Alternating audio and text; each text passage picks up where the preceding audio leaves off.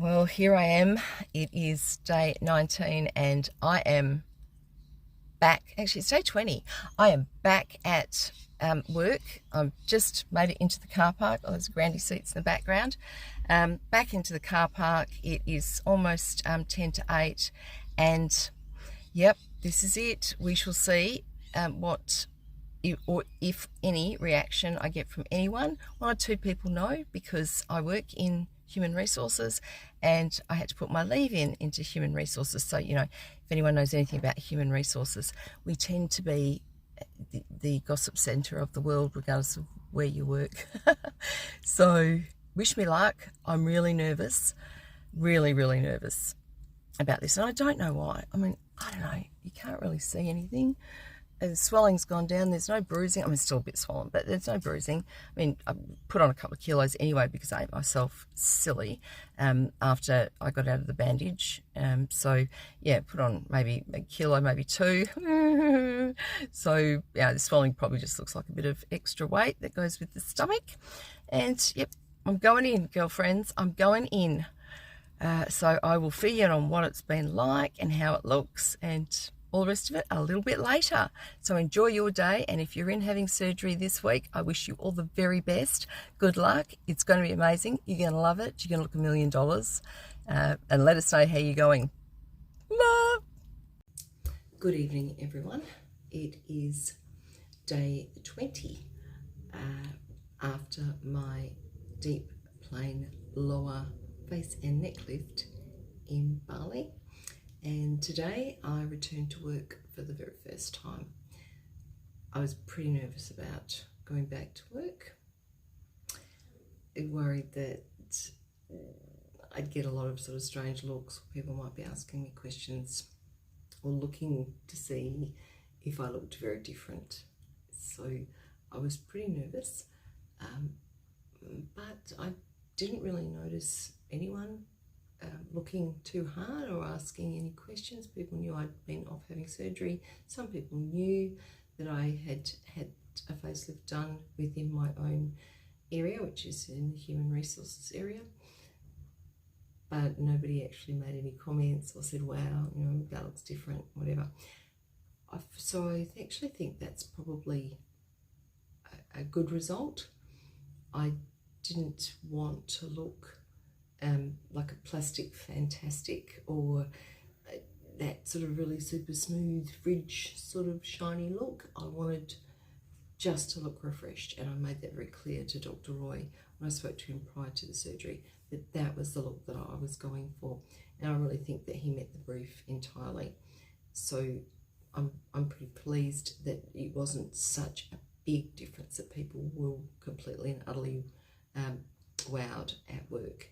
So I think something I've noticed is that when we're uploading photos and etc. online, depending on how the photo was taken, what the lighting was like, and lots of other different factors, sometimes it's quite a difference when you look at photos before and after photos.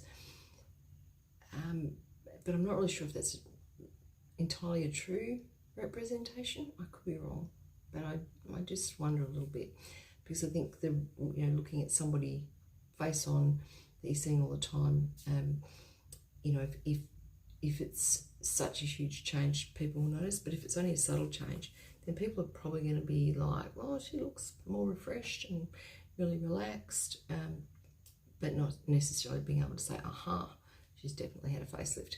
That's what I was looking for. I really do believe that is what I got. So I'm pretty pleased with that. How do I feel at work? I felt good. I mean, it's the end of the day. It's 9 o'clock now, so I've had my makeup on for 14 hours. So, it's just no bruising. I really feel that my ears, the incision marks are pretty good around my ears. You're just starting to see the little red line that you get when you've got scars that are just sort of healing up. Still got a little bit of sort of, I don't know if it's a bruise as much as sort of darker skin there where, I really felt like Adam's apple was getting pushed with my bandages. But yeah, ears numb, numb, numb. His numb nuts ears really got no feeling in my ears, a little bit coming back in my lobes, but not much, and hardly anything behind here, and under my neck is still quite numb, which is to be expected. It's going to take 3 months, Dr. Roy said, for that to come back. I think I posted yesterday on the Facelift in Bali page about the fact that I kept thinking, what's that same feeling I'm getting as I'm feeling my earlobes come back? It's like, it's this real sense of deja vu. I felt this before and I couldn't remember what it was. And then it came to me while I was sort of laying in bed going, I remember at the end of the day, back in the 80s, when I'd spent all day walking around with very big hair, equally big shoulder pads, and massive, great big earrings, either great big round ones or great big dangly earrings, that I would take them off, clip earrings, and go, oh, you just get that feeling on your earlobes where the circulation was coming back. That's the same feeling. So I have to laugh because Joe said, my friend Joe that was with me in Bali, said, did it feel like, when I had my bandages came off on 7 days in, did you have the same feeling you used to get when you'd have your perm rods removed back in the 80s when we were getting those drop line perms and you'd just be going very tight with perm rods? And I was like, that's it. Well, the same feeling with earlobes. So this feeling of sort of nummy earlobes that are sort of just getting circulation back, that feeling is exactly what it was like. Once I take my earrings off back in the 80s, so that's really going back to remembering those feelings. Isn't it funny how it's a bit like when you smell a perfume or a smell of something that takes you straight back to a time when you were a child or younger, same sort of thing. But apart from that, I really do feel that it's all come together pretty well. I am really happy.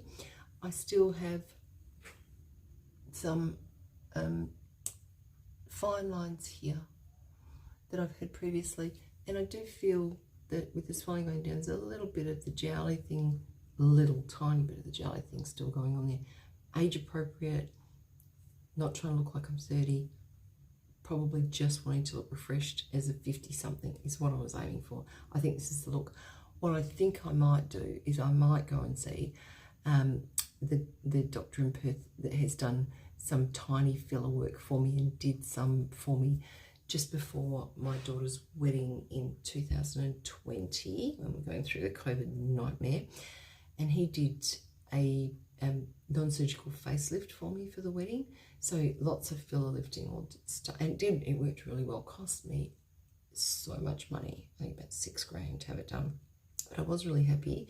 And with that, he went through these, you can't really see, but these really tiny little lines here. And I've got another one just here on my eyebrow from where I sleep, and it sort of gets a bit like that. And he literally went right through this onto the surface with his needle and literally lightly filled each one of those little lines. It was just amazing the way he did it. And then, we sort of massaged it in, and I had none of those little lines at the wedding, but it wasn't like puffy, sort of, had that big monkey look sometimes I would get back in the day when I was trying to fill that area out. So I think I might go back and see him, but not now, because I still know that I have got considerable amount of swelling, so I want that to go down. So I'm probably going to wait about a month, but I'll video that if I can, if he's happy for me to do so, when I go in and let him have a look at what the work that's been done and see what his opinions are, because I know, and you will know what if you've seen my why I had the procedure done, the decision, that led me to have the procedure done video. If you haven't watched it, please go back and watch it. And if you like it, please like and hit the notification button down below. And subscribe, because then you'll get all of my updates on my videos that I will continue to do from now for as long as I possibly can, to give you a regular update on what's going on. But yeah, so I'll load all that up, let you have a look and see. I don't want to be crazy about this though. I don't want to sort of end up with that body dysmorphia issue of you get one thing done and you see another problem. I don't want to be like that. I want to just be really happy with what I've had done, and I am really happy with it. I'm just sort of seeing things that you know, obviously there was just nowhere else to go skin wise. He took as much skin as he could without me getting that really drawn sort of look that I didn't want. I don't want that. That's not what I wanted. That wasn't going to work for me. That's how I looked after I first had it done with the swelling. I want to look still like, yeah, I'm in my 50s and not that I'm 35, because my daughter's 35. I don't want to compete with her. And apart from that, and you will have seen this in my videos, you know, I want my face not to stand out from here. And here is, you know, it's got suntanny stuff, you know, smotchly skin. It's just, you know, we've got the, I think I called them turkey wings the other day, but apparently they're chicken wings. That chicken wing thing going on. You know, like, I want this bit to match this bit. And this bit is definitely 58 years old. And it's the way it is. It is the way it is. So, yeah. I remember Milan saying to me after the surgery that the only time that I would see a really big difference with my face is if I lost weight. That then I would get, you know, because there wasn't fat sitting behind things, whatever Dr. Roy had done would be impacted if I lost weight. I'm figuring there's not too many chances of that happening because A, I love my food, and B, you know, I'm postmenopausal, so I have to smell a chip. And I reckon I gained 500 grams just smelling one chip. I used to be able to eat 2 packets of them because I never gained any weight, because, you know, that's back in the days where I had a metabolism and a core. Neither of those things tend to reside in the home of Vanessa anymore. I could do something about that. I know. I've met some of you who are amazing in your 60s, and you know who I'm talking to, who are at the gym all the time and look freaking amazing. Wish I could do that, but I just can't. The other thing too is that growing up, and maybe a lot of you can relate to this, I live in Perth. My grandparents had retired in Mandurah, which is down south and sort of was the retiree place back in the 70s and the 80s.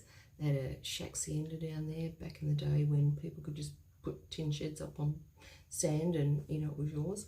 So we grew up there, holidayed there. That's where we were all the time during the school holidays, especially in summer.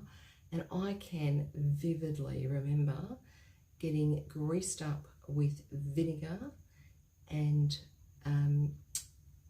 castor oil and having it rubbed on our bodies so we could get a nice tan. But I do remember my Auntie Beryl putting bright red lipstick on us. I probably was about 6 at the time, to protect our lips from drying out in the sun. The rest of the time was like, get out there and get a tan, because tan was healthy. And we used to put lemon juice in our hair so it would go all, you know, surfy blonde and that sort of thing. Honestly, and then, you know, strike me down dead. But I used to use tanning salons back in the 90s and the 2000s, which of course we know is just terrible.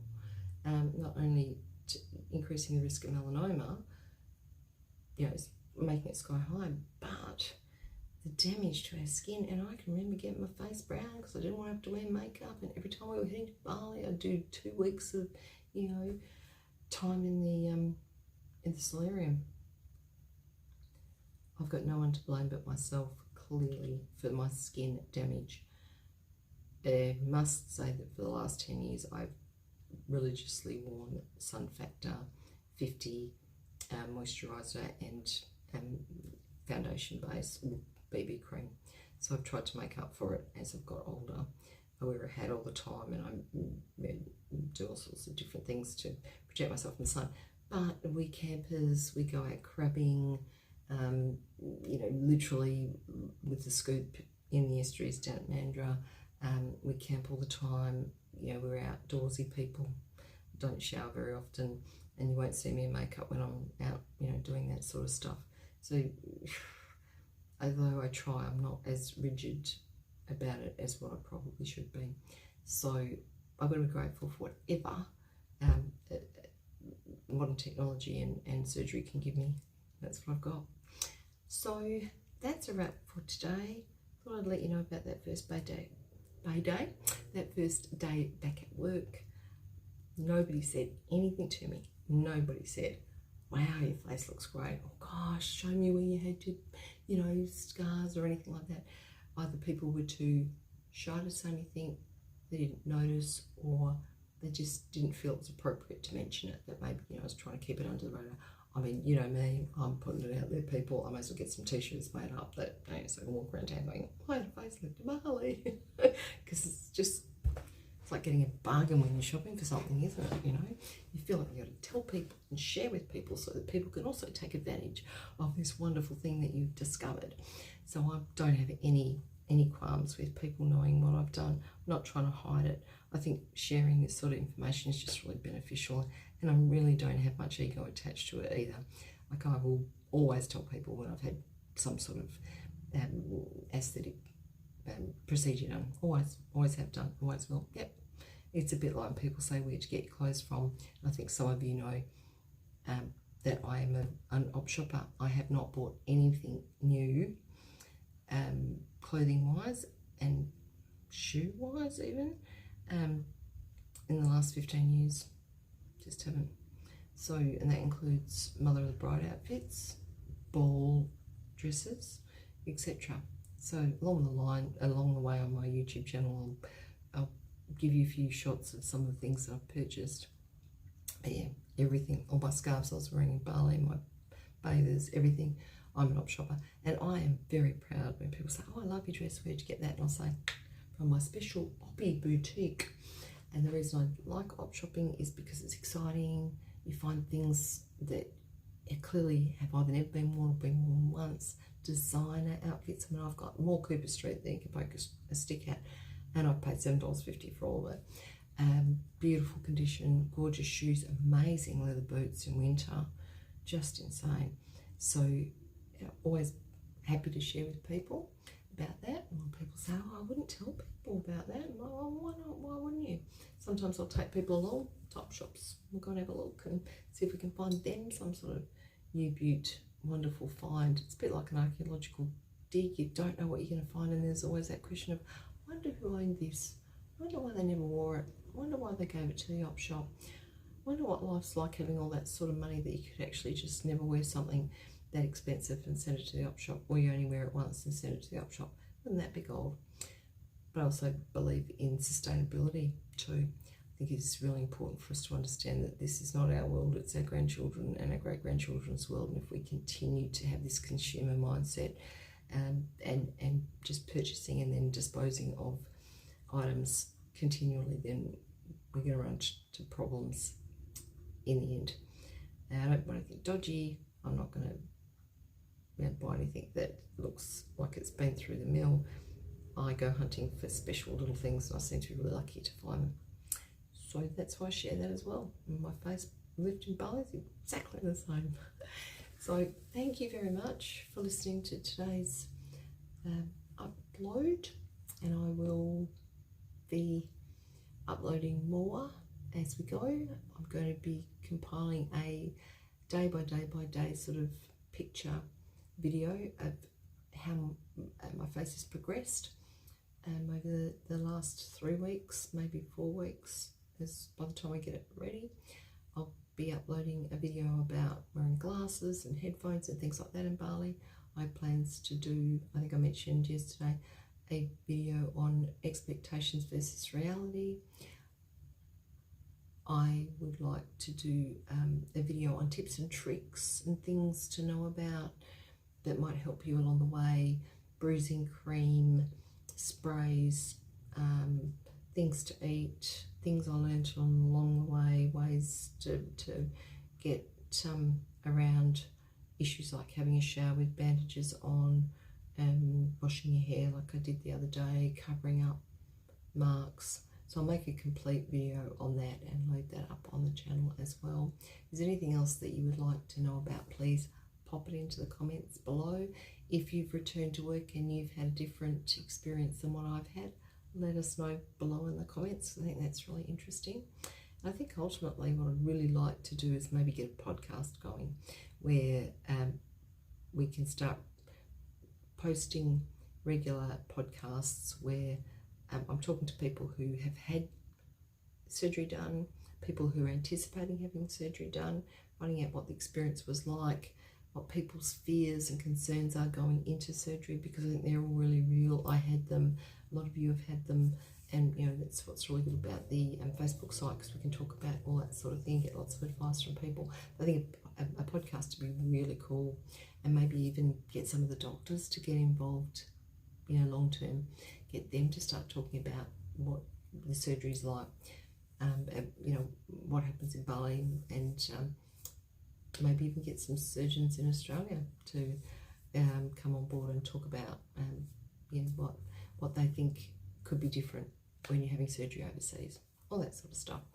Be really nice to talk to people who've been in different hospitals in Bali, especially as the new ones open up, find out what their views are on the different doctors, and again, what their expectations versus reality have turned out like, and what it's like 3 months down the track, 6 months down the track, a year down the track, maybe 2 years down the track, who goes back for reviews, or you know, isn't happy, people that aren't happy and want something else done, or how soon people might start to see sagging and things like that occurring again.